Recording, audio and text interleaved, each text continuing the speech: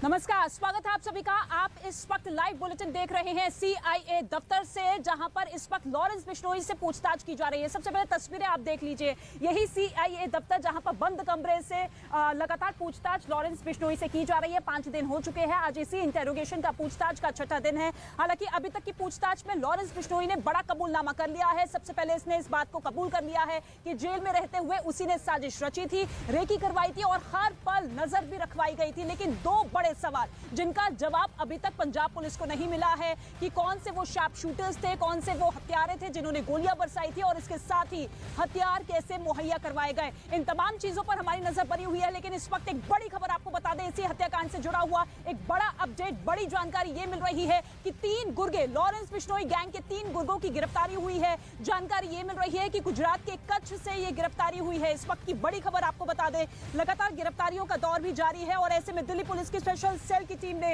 ये गिरफ्तारी की है। इन 3 बदमाशों पर पहले से मकोका का केस चल रहा है। स्पेशल सेल ने लॉरेंस बिश्नोई गैंग के इन 3 सदस्यों को कच्छ के मुंद्रा से गिरफ्तार किया है। ये तीनों पिछले 1 हफ्ते से मुंद्रा में रह रहे थे और इससे पहले संतोष यादव की भी गिरफ्तारी हो चुकी है। मेरे सहयोगी आनंद लगातार मौजूद है ग्राउंड जीरो से ही। आनंद, 3 और अहम गिरफ्तारियां हुई है गुजरात के कच्छ से, क्या कुछ इसको लेकर जानकारी है, किस तरीके से पूछताछ हो रही है और क्या इन्वॉल्वमेंट इन सभी का रहा? जी देखिए, जिस तरह से सिद्धू मूसेवाला का कत्ल हुआ उसके बाद से लगातार पंजाब पुलिस ने एक मुहिम छेड़ रखी है कि जितने भी गैंगस्टर हैं लॉरेंस बिश्नोई गैंग के या बम्बैया गैंग के, उनकी धरपकड़ की जाए।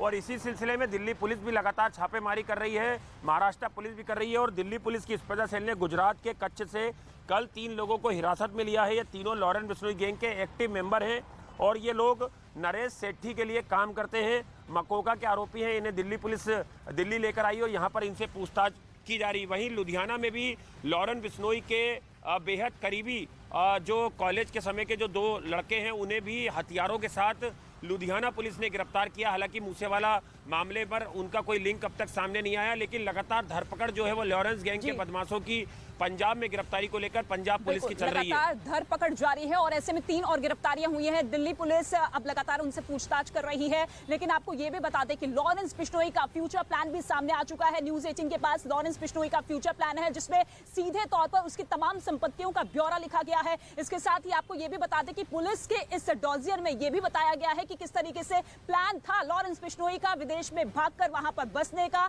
और इसके साथ ही वो कौन लोग थे जो कि लगातार लॉरेंस बिश्नोई को फाइनेंस कर रहे थे, पैसा पहुंचा रहे थे। ये रिपोर्ट आप देखेंगे तो समझेंगे कि किस तरीके का एक फ्यूचर प्लान लॉरेंस बिश्नोई का था।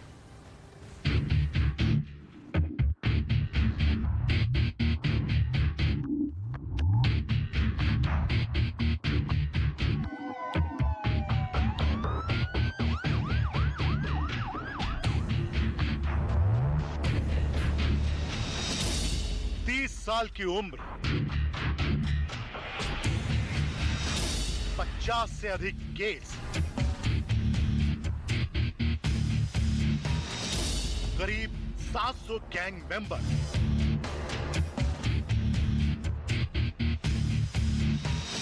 चार राज्यों का गैंगस्टर,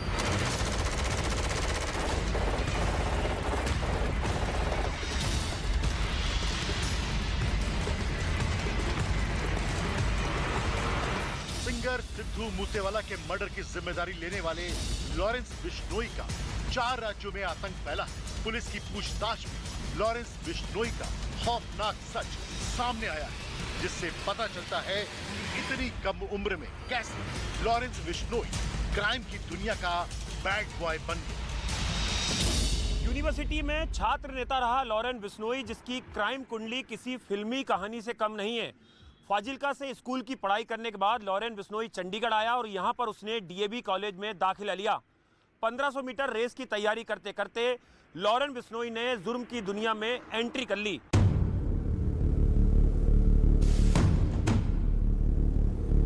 बाद में लॉरेंस ने पंजाब यूनिवर्सिटी के छात्र संघ चुनाव में अपने साथी के चुनाव प्रचार के दौरान झगड़ा होने पर विपक्षी पार्टी के कैंडिडेट उदय के ऊपर गोली चला दी, लेकिन वो बच गया। इसी फायरिंग के बाद लॉरेंस पर पहला केस दर्ज हुआ और वो जेल भेज दिया गया। जेल में रहने के दौरान लॉरेंस की मुलाकात रंजीत दुपला से हुई, जो हथियारों का तस्कर था। बाद में लॉरेंस ने रंजीत से कई बार हथियार खरीदे थे। बाद में साल 2010 में लॉरेंस बिश्नोई प्रेसिडेंट पोस्ट के लिए खड़ा हुआ, लेकिन विपक्षी पार्टी के कैंडिडेट ने उसे हरा दिया। हार बर्दाश्त नहीं होने पर लॉरेंस बिश्नोई ने अपने दोस्त गोल्डी बरार और अन्य साथियों के साथ जीतने वाले के पैर तोड़ दिए थे। लॉरेंस के गैंग के शुरुआती साथी रॉबिन बरार, सोनू बाजवा, रवनीश सिद्धू, अमनदीप मुल्तानी, अमित कोहली और राजपाल थे। इसके अलावा शुरुआती दौर में इंद्रजीत नाम का शख्स लॉरेंस गैंग को हथियार सप्लाई करता था। इंद्रजीत वही शख्स था जो बिहार और मध्य प्रदेश से हथियार की खेप लाकर लॉरेंस गैंग को देता था।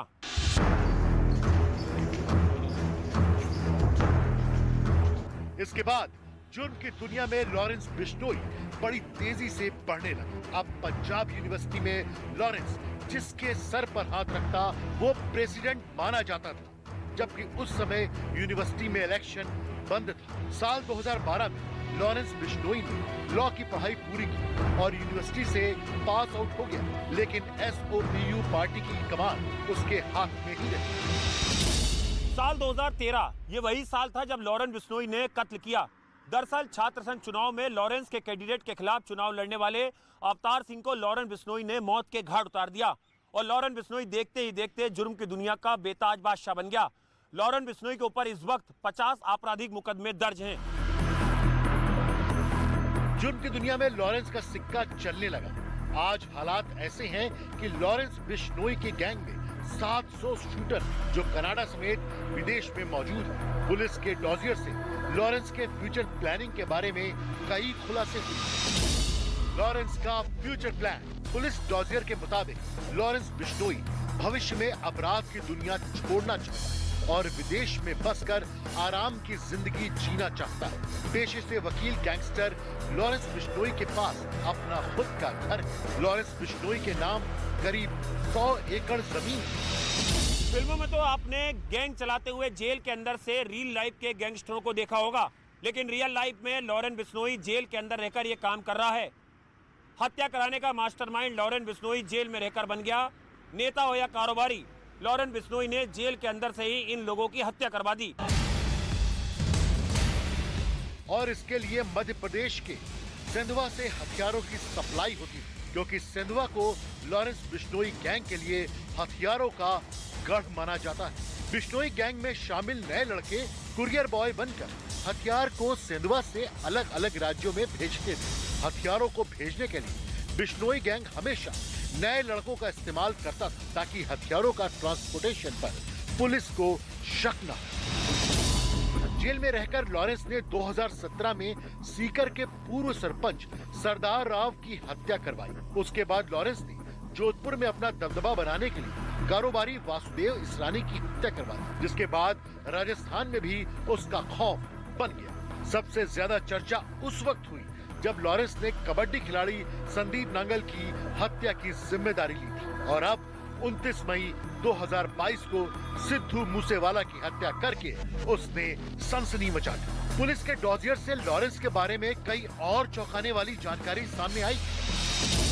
लॉरेंस बिश्नोई शराब की दुनिया में वर्चस्व बनाना चाहता था। पुलिस डॉजियर के मुताबिक उसकी स्पॉन्सर टीम में 3 लोग शामिल थे, जिसमें शराब कारोबारी कैलाश मंझू शामिल है, जो फिलहाल जोधपुर जेल में बंद है। इसके अलावा लॉरेंस बिश्नोई की स्पॉन्सर टीम में मांगीलाल नाम का शख्स भी है। फिलहाल अजमेर की हाई सिक्योरिटी जेल में बंद भागीरथ नाम का शख्स लॉरेंस बिश्नोई की स्पॉन्सर टीम में है, जो जोधपुर के पलौदी इलाके का रहने वाला है।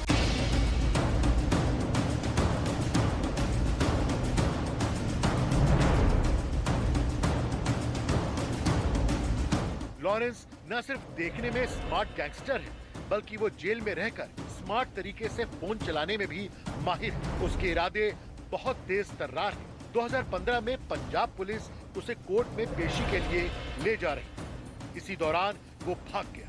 खबर यह भी है कि वो भागकर नेपाल गया और वहां से लेटेस्ट वेपन लेकर लौटा। हालांकि बाद में पुलिस ने उसे फिर से पकड़ लिया। भले ही लॉरेंस पुलिस की गिरफ्त में हो, लेकिन उसे सुपारी लेने से जेल की दीवारें तक रोक नहीं पाती। व्हाट्सएप के जरिए सुपारी लेता है, जेल में जिम करता है, जिसकी फोटो फेसबुक पर अपलोड हो जाती है।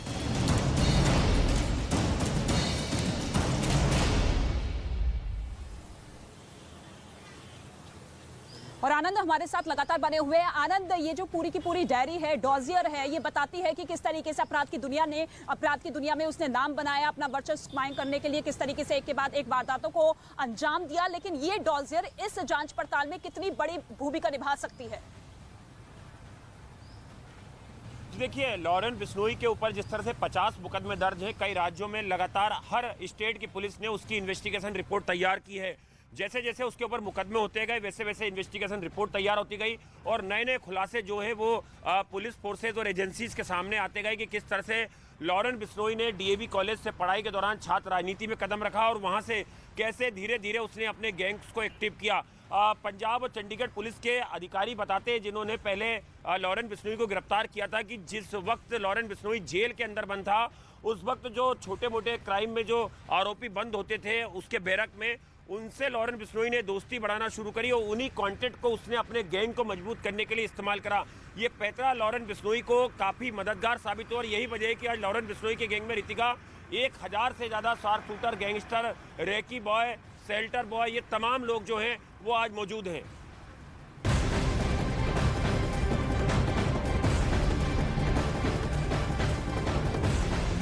बिल्कुल, और इस वक्त एक बड़ी खबर आपको बता दे, महाकाल जिसकी रिमांड खत्म हो चुकी है, जिससे लगातार पूछताछ की जा रही थी, जिसकी निशानदेही पर कई गिरफ्तारियां हुई हैं, आज उसे कोर्ट में फिर से पेश किया जाएगा। इस वक्त की बड़ी खबर, मूसेवाला मर्डर केस में शूटर सौरभ महाकाल को आज पुणे के कोर्ट में पेश किया जाएगा।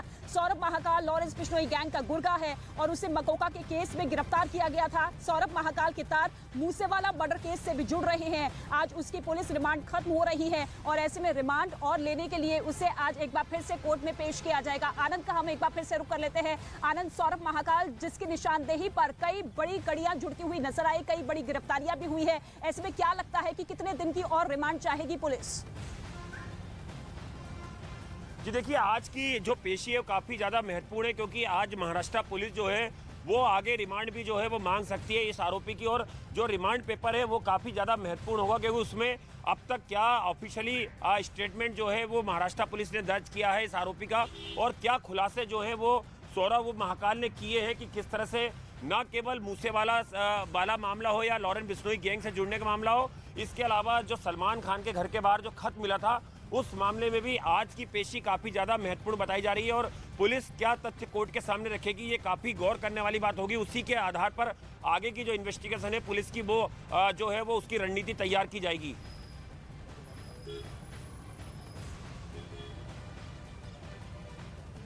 बिल्कुल, और ऐसे में अब सबसे बड़ा सवाल यही बना हुआ है कि हथियार किस तरीके से मुहैया करवाए गए, किस रूट के जरिए शूटर्स तक हथियार पहुंचाए गए, क्योंकि अभी तक तमाम तरह की साजिशों को जरूर लॉरेंस बिश्नोई ने कबूल कर लिया है लेकिन अभी तक हथियारों और शार्प शूटर्स को लेकर अभी तक किसी तरीके की कोई कड़ी निकलकर सामने नहीं आई है और ऐसे में जोर पुलिस का यही है कि सबसे ज्यादा जो सवाल किए जाए वो इसी चीज को लेकर किए जाए लॉरेंस बिश्नोई से।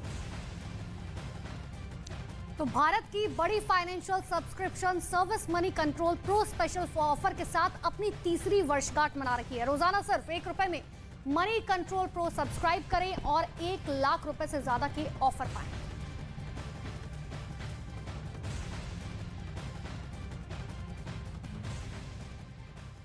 में पूरी की पूरी ट्रेन जलकर कबाड़ में बदल गई, जबकि वहां पास में रेल की पटरियों पर मौजूद उपद्रवियों की भारी भीड़ नारे लगाती रही। वहीं दूसरी तरफ समस्तीपुर के ही धर्मपुर में प्रदर्शनकारियों ने बिहार संपर्क क्रांति एक्सप्रेस ट्रेन को फूंक दिया।